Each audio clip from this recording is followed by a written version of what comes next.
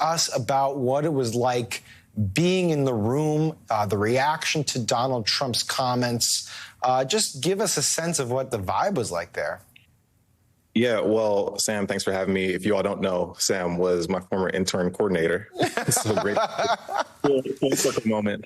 But yeah, I mean, the headline that you just showed was the headline that I actually came up with. That's the headline that I put before signing off, because ultimately that's what it was. I mean, Trump came in and from the get positioned himself as a victim, right?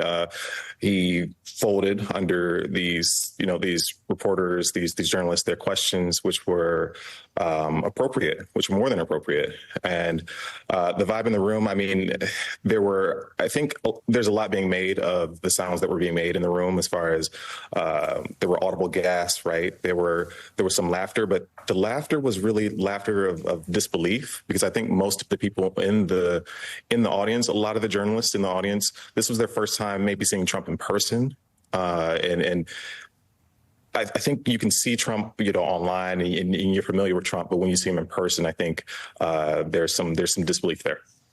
Let's set the stage here a little bit, because there was some controversy over inviting Trump in the first place. In fact, a good portion of the NABJ felt like he should not have been extended an invitation. How did that affect the mood and the interview, you think, of Trump by the people who were up on the dais?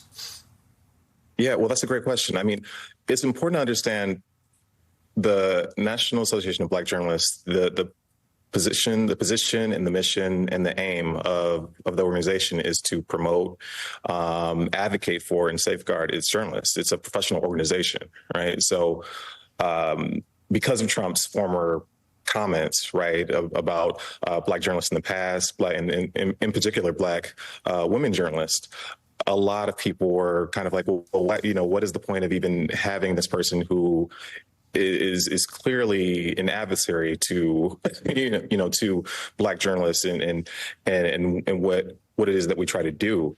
There was a lot of pushback, and rightfully so, right? I mean, we saw for ourselves how he responded and how he reacted to the Black women who were on stage and interviewing him and giving him questions that were appropriate. I mean, that were appropriate and that were got right to the heart of the matter of what the Black community wants to know. And Phil, very quickly, there was a sense from Trump, the argument that there was technical issues, that the sound, you couldn't hear the questions. Was that apparent in the audience as well? Could you hear him? Talk very quickly about the sort of procedure here and how it played out. Sorry. Sure. Well, I'm speaking for myself. I could hear him well enough. Everyone around me could hear him well enough. I was told by a source that there was a lot of pushback from Trump and his team about the live fact checking, and that's what kind of pushed back. And then also the New York Times confirmed that report.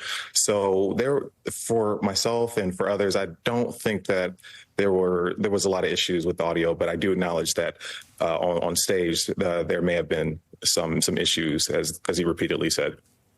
All right. Deputy editor for HuffPost and one of the great interns of all time back in the day, Phil Lewis. Thank you so much, man. Really appreciate it. And still